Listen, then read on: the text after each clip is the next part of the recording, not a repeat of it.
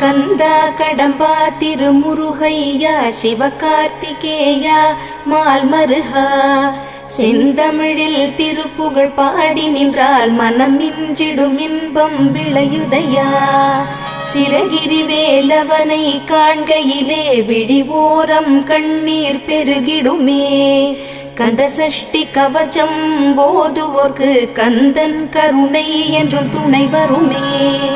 பங்குனி உத்திர நாளினிலே உனை நினைந்தே காவடி சுமந்து வந்தோம். புன்னகை புரியும் ஷண்முகனே உன் சன்னதி தேடி ஓடி வந்தோம்.